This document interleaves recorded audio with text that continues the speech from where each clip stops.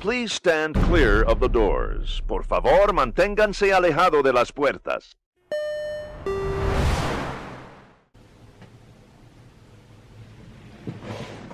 Hi there, everybody, and welcome to Monorail Monday. As you can see by my shirt that I'm wearing, this is a special Jaws and Universal edition of Monorail Monday. Simultaneous to my time working at Disney for 8 years, I also worked at Universal and worked at Jaws. Worked both those jobs at the same time for a stretch, and while I was working mornings at Universal, I would race over to Disney in the evening and work monorails. So I was doing both of those for almost 2 years. So it was pretty fun. If you have not seen the previous video where I talked about getting hired and initial training at Jaws, look for the link down below. I'll post that, and you can check out the previous Monorail Monday when I talked about working at both parks. So let's get into Jaws. I'm going to talk a little bit about the script and then maybe a story or two about working at that particular ride. So there were 5 different pieces to the script. There was the main script, which I've got right here, that the skippers read, and that's basically the standard show. Going through the ride, going through the initial boarding, opening scene, into the second scene where you see the boat sinking and the 2 fins pop up. The next scene after that's Quint's boathouse. Everything starts to get banged around. It seems like the shark's attacking the boathouse. The shark comes swimming by your boat. We go into the next scene. Jaws again swims by and attacks your boat.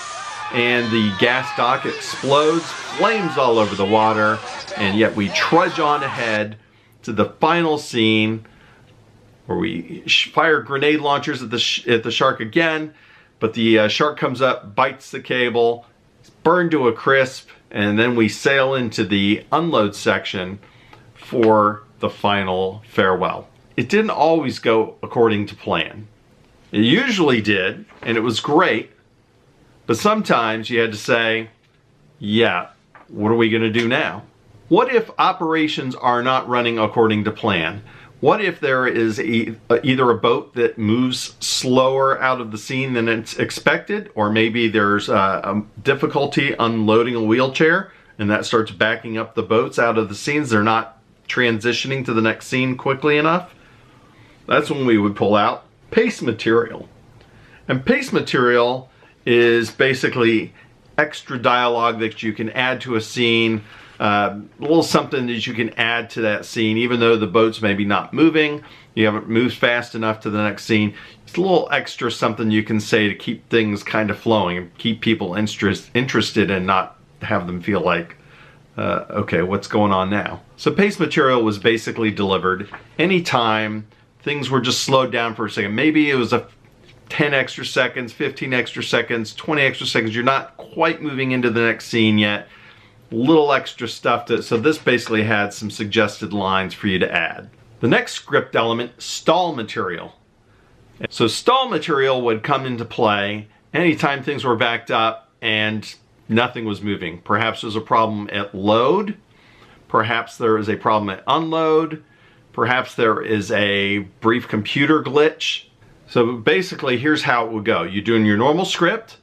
Maybe you do pace material because things haven't been moving or things are a little backed up. Then you go to the stall material. So stall material is even a few additional lines talking about what happened back in 1974 when the shark attacked Amity.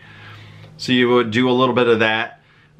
Some skippers would talk about the island. Oh, look, Mayor Vaughn's house. This is what Mayor Vaughn did back at the time. Basically, they wanted you to stay in character. They did not want you to break character. Stay in character as the tour guide.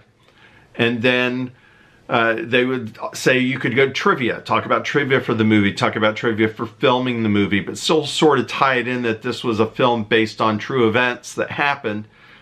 And they want to just stay in character as long as possible. The other element of script here is cover material.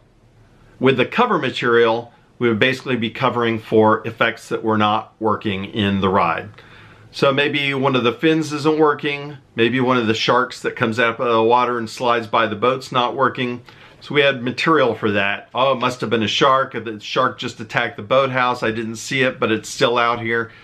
there were a couple of lines for each different effect or shark area where you could sort of explain away why we didn't see a shark. Now, I will say that there was one time that we opened that we had, I think there were 7 sharks in the ride, or fins or sharks.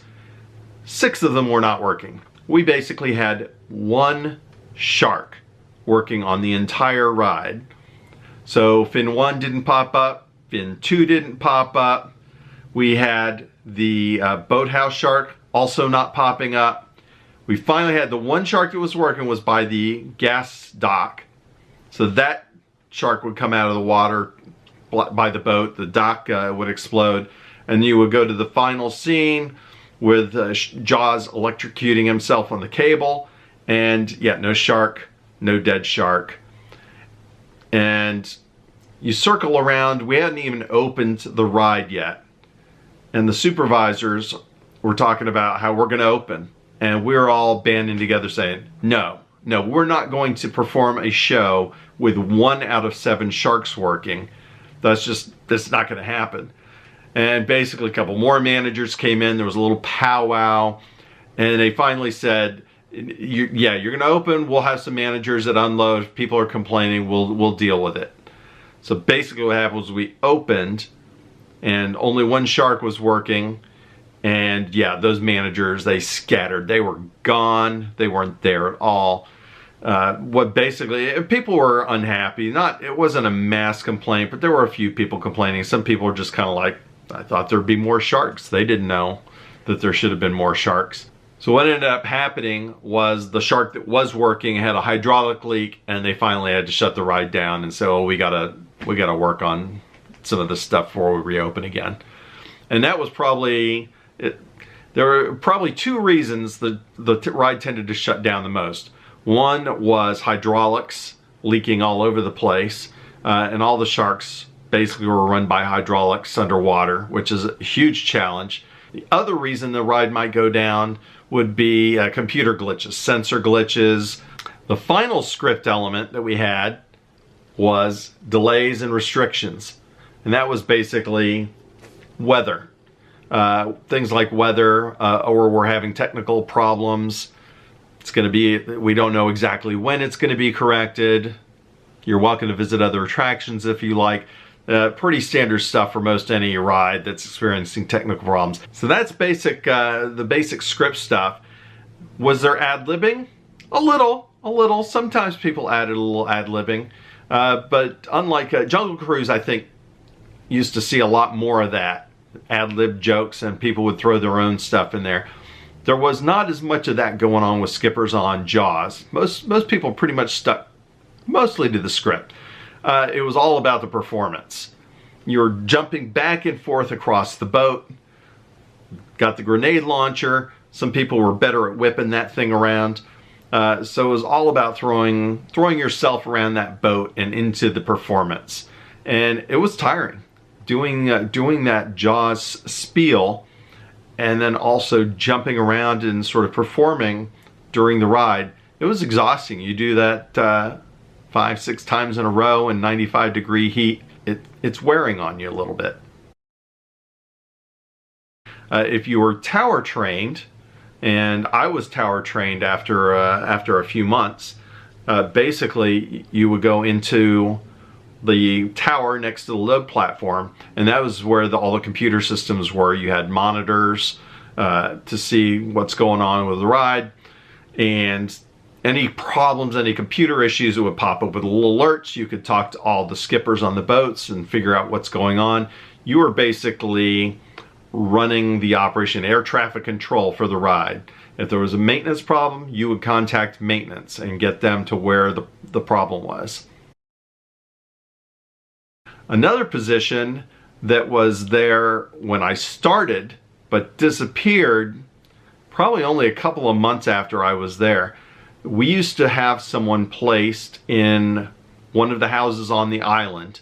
And if you remember the gas dock scene where the gas pumps fall over, the gas dock explodes, and there's fire everywhere, that's a massive natural gas effect. But that stuff was all basically set in the computer and sensors and all monitored. And if things were not perfect, if there was a little too much wind speed, bam, no fire. So one of the things that happened, so in the first couple of months that I was there, one of the things we did was we also had somebody who would be in one of the houses on the island that oversaw the dock. So you would sit inside the house with a view out the window. They couldn't see you in there. And you would basically sit in front of a control box, and you would just watch the boats go by with the flame effects going on. So you just see a boat come by, flames, the shark attacks, then they move on. Here comes the next boat into the scene. And you basically just watched that scene and made sure that all the effects went off without a hitch and there weren't any problems. Basically, that person was sitting at the control box there, and it was just, if something goes wrong, hit the E-stop. And after a couple months after I had started, they eliminated that position entirely, at least as far as ride operations were concerned. One of my favorite stories of working at Jaws is one day I had just jumped on a boat, and we got word basically in the middle of my tour around with a boatload of guests. I hear on the mic that we have the Hawaiian Tropic girls are coming to the ride, and they're going to get on one boat with a film crew and do some filming. So they were coming on our boat and we're filming a bunch at Universal for the day. It was going to be part of some TV special or something like that. So my boat pulls up to the dock. Turns out they're getting on my boat. So I've got these beautiful Hawaiian Tropic models all getting onto my boat with a film crew in the back and in the front, and we're gonna go for a ride. I swear I never saw so many skippers coming out of the woodwork for that one. They came from everywhere. People who were on lunch, they heard the Hawaiian Tropic girls are there. Guys are coming back from break early going, "Hey Bill, do you need a break?" Usually nobody wanted to break you for anything. You could circle around there. Nobody wanted to get back on the boat if you've been on there for a while. But this time, everybody wanted to jump. The guy in the tower's like, "Hey, why don't you take tower and I'll get on the boat." Supervisors suddenly all wanted to be on my boat. No way. I said, no way. I'm taking this one. So I basically circled around the ride 3 times with these models doing the same show and performing. They were filming them. They must have filmed me. I don't know. I never even saw the special. So maybe I was on it. You probably could hear my voice, but I never saw the special. I didn't tape it. I didn't look for it. It wasn't something I really cared about. So somewhere out there, maybe somebody has this Hawaiian Tropic special with these ladies riding around in the boat with me. And maybe they actually left a 5-second snippet with me on there. I don't know. So as we circled around, it was funny because each time around, there was 1 or 2 more managers popping up on unload. I never saw so many managers come to a ride as were there the day the Hawaiian Tropic girls were there.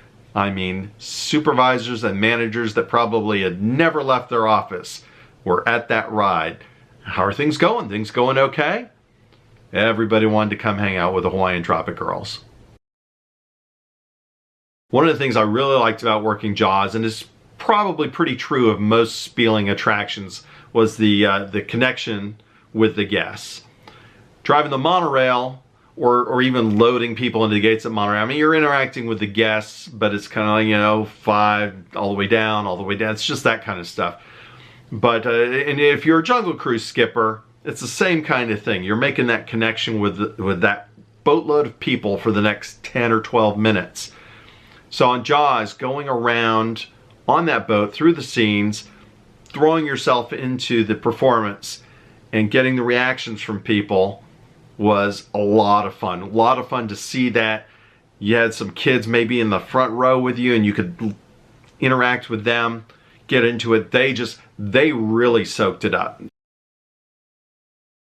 One more story is basically after I had been there a year or so, the ride was due for a rehab, and basically that involved draining the lagoon. They basically would drain the entire ride, and most people weren't working, or they would work other areas. There were a handful of us that were kept around, and basically we would clean the ride. You would scrub the boats down, clean everything inside where the guests sat.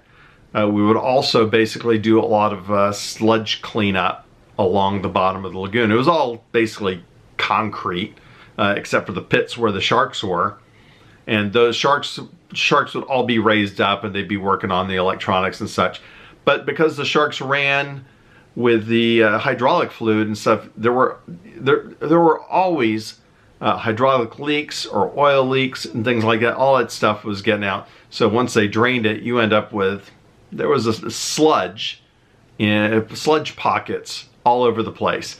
So basically, I spent a week or 2 weeks of this rehab cleaning boats, scrubbing everything down, cleaning anything and everything we could on the ride, and then just like taking cleaning equipment, and we were basically cleaning sludge off the bottom of the lagoon. So thanks for watching, appreciate it. We got one more Monorail Monday left in season 2. One more next week will be the season finale, and then we'll take a month or 2 break, and we'll come back to that for in a month or 2. We'll come back for season 3 of Monorail Monday for more fun, more archival information, and more stories. So thanks for liking, sharing, subscribing, telling your friends. Remember, kids, have a good time all the time.